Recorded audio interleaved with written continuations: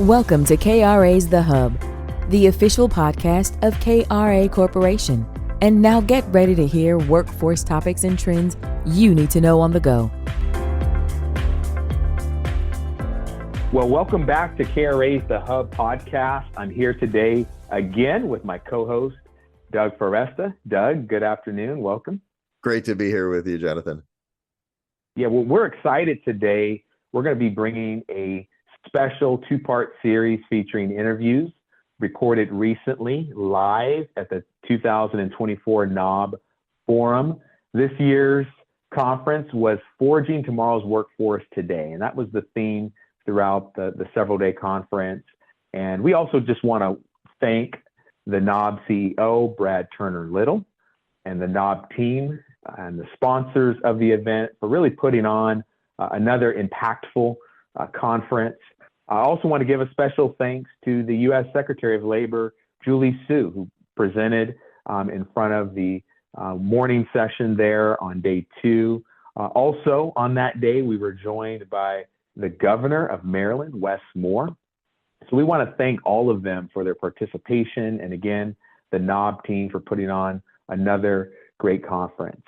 Also during the conference, I had the opportunity to sit down, and I was joined by various leaders and influencers in the workforce development space, and really had an opportunity to have some very thoughtful conversations about some of the challenges that they face, innovative solutions that they're implementing, and really their thoughts on the future of workforce development.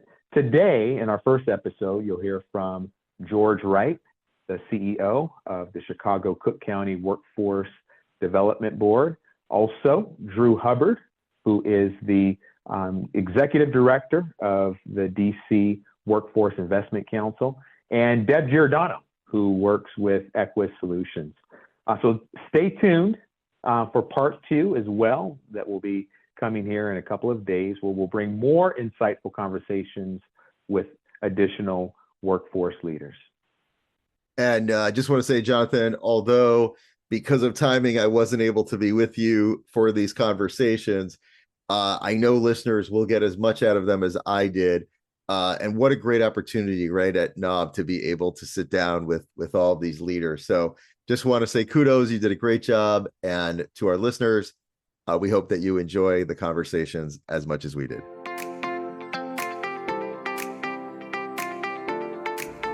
All right, welcome to The Hub. This is Jonathan Overall with KRA, and today is day 2 of the 2024 NAWB Forum Conference here in Washington, D.C., and I'm joined by a special guest, George Wright, CEO of the Chicago County Workforce Partnership. George, thank you for joining us. Welcome. Thanks, Jonathan. Glad to be here.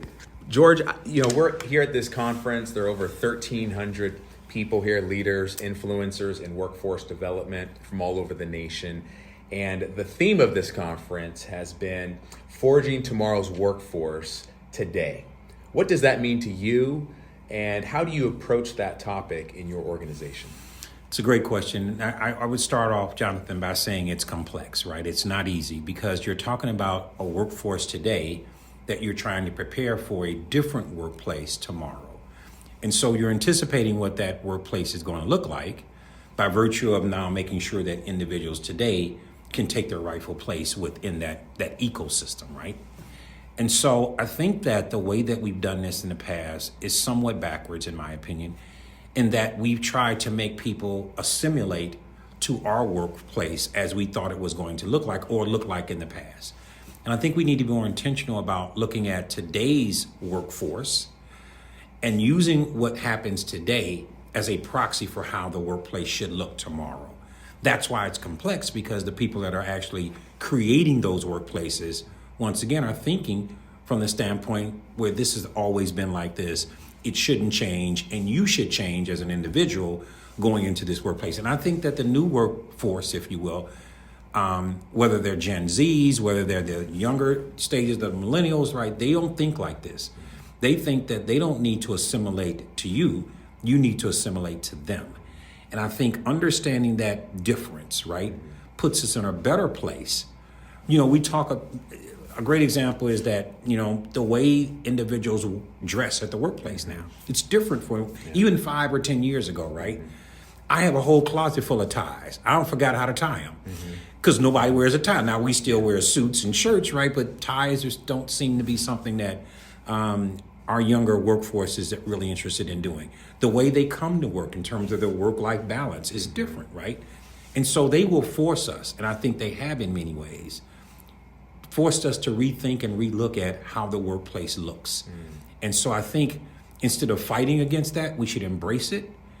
And where applicable and how appropriate and the timing of that, we need to once again accept that and change the way we think about it, not making sure, again, that people are assimilating to us, but we're really flexible and pivoting to them. That's great. I think you had a lot of great insights there. I think sometimes the term that's often used in workforce is that we need to keep up with the speed of business. But listening to what you said, I was thinking of the term we need to keep up with the speed of how generational change is happening right in front of us to stay out in front of that. And so thank you for those insights. Next question.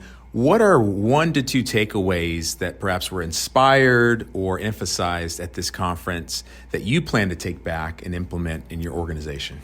I really like the notion of how we are actually looking at skilling and credentialing, right? And the difference therein. And I don't think that it's, the question is not binary, right? Both can be true. You can have a workforce that's credentialed, college degree, master's, right? But you can also have a workforce that's skilled.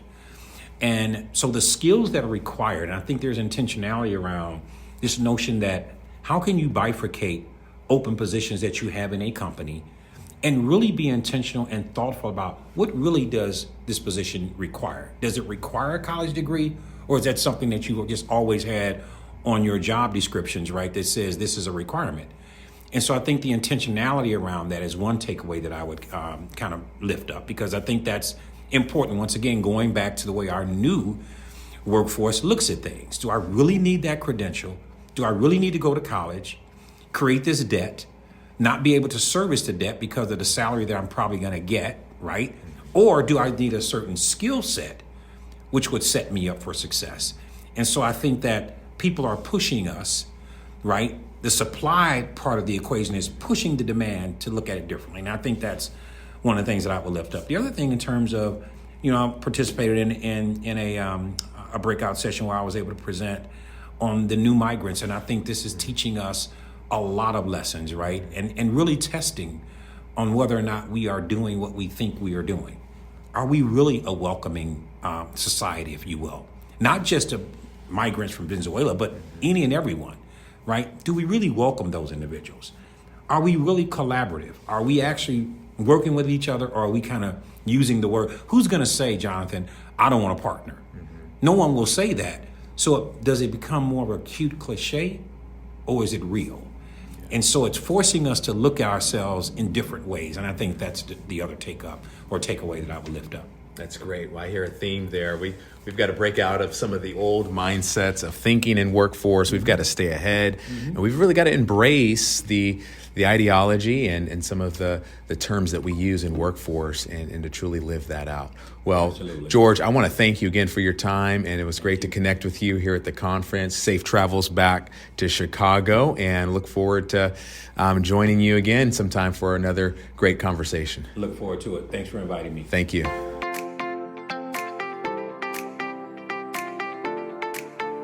Today is day 2 of the 2024 NAWB Forum conference here in Washington, D.C. I'm joined by a special guest, Drew Hubbard, the executive director of the D.C. WIC, Workforce Investment Council. Drew, thank you for joining us today. Thanks for having me. How are you enjoying the conference so far? It's great. I get to go home at night and sleep in my own bed, so it's a plus. That's great, yeah. I'm from the West Coast, so it's been a great trip here to D.C.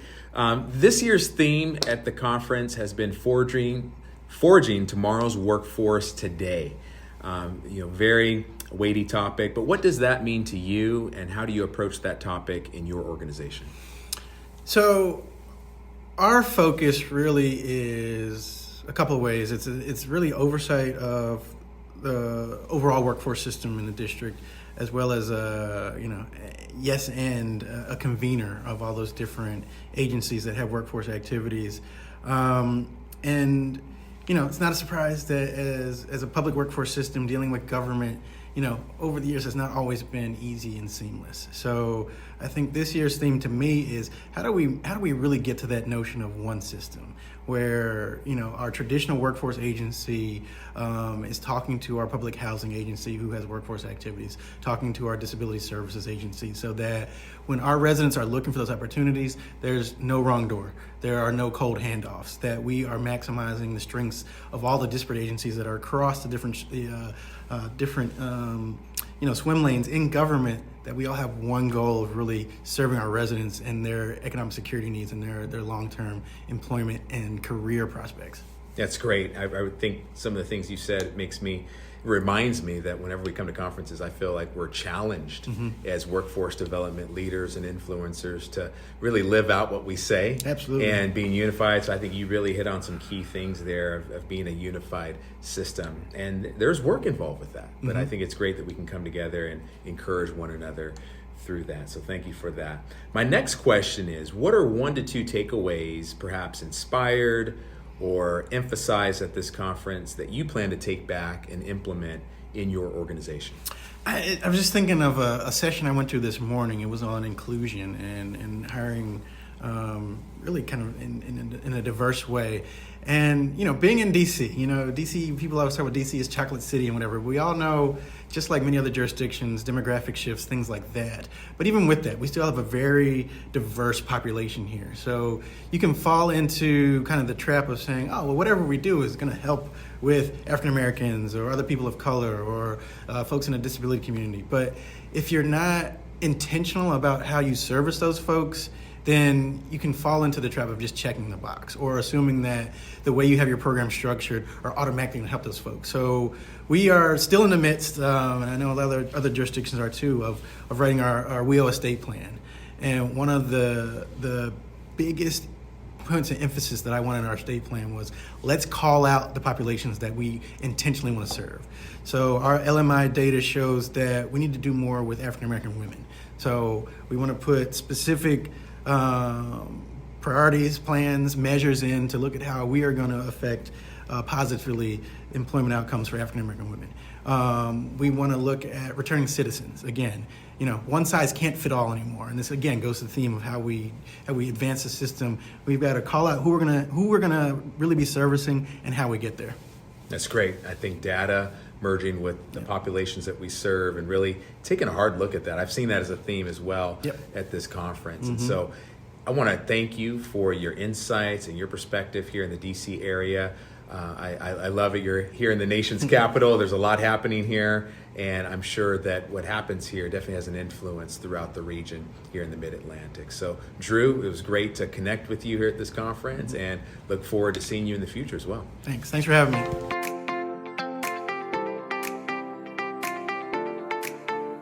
Today is day number 2 of the 2024 NAWB Forum Conference here in Washington, D.C., and I'm joined by a special guest, Deb Giordano.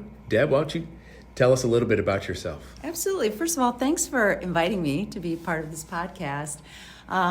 This is actually my 26th NAWB meeting. Wow. So I'm just excited to be here. And I'm really proud to be here, not just as a workforce professional, but serving on the NAWB board, really representing the service provider community. And then the last 2 years, I've been given the opportunity to chair the Forum Planning Committee. In my day job, I work for Equus Workforce Solutions, overseeing our service delivery team, which is really our corporate support team for our operations. So thanks again for inviting me to be here. Yeah, thank you for your time. I know it's a big conference, lots happening here. And really the theme the last day or so has been forging tomorrow's workforce today. And a lot of insightful conversations, panels, really coming from that theme. But what does that mean to you, and how do you approach that topic in your organization? Yeah, and I'm excited about the topic this year on so many fronts, actually. And one of the things that I'm really proud of NAWB for, and of our mutual organizations, is that thread through everything that we do of a focus on equity.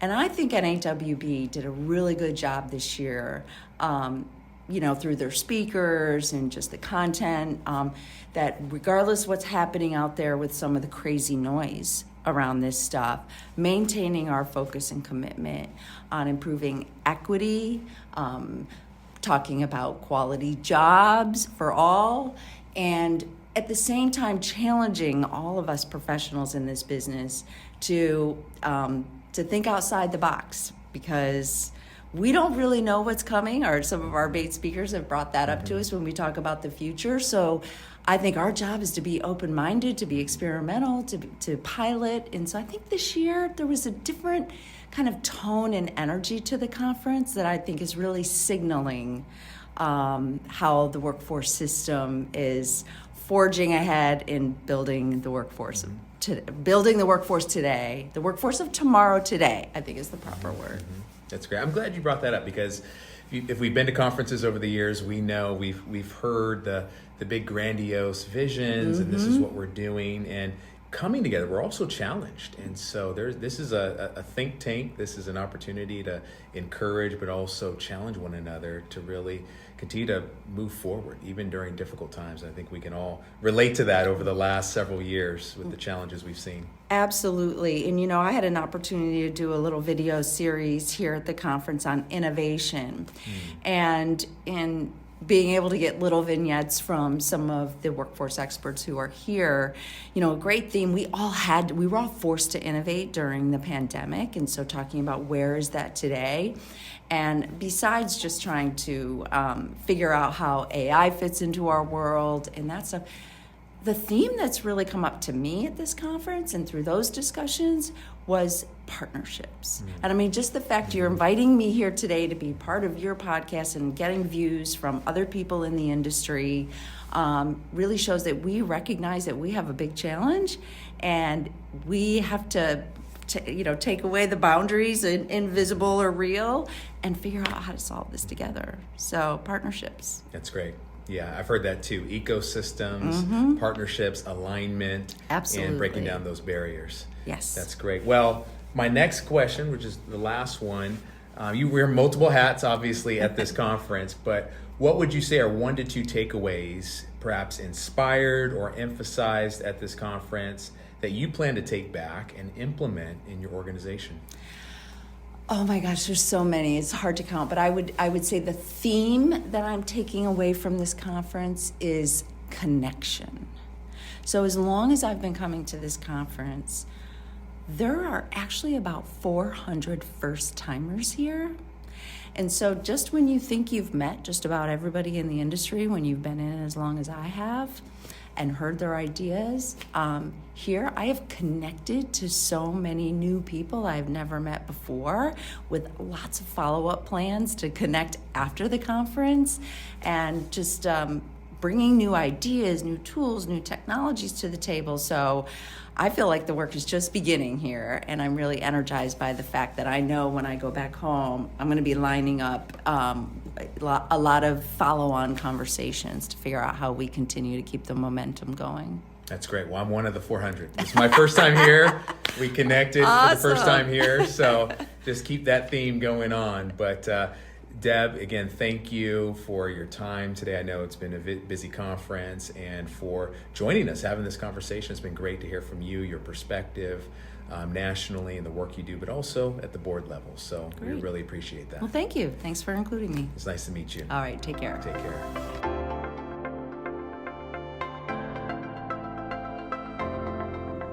Thank you for listening to KRA's The Hub. Don't forget to subscribe to the podcast on Spotify, Apple Podcasts, or wherever you listen to podcasts. To learn more about KRA Corporation, visit www.kra.com. Thanks so much for listening, and we'll be back soon with a new episode.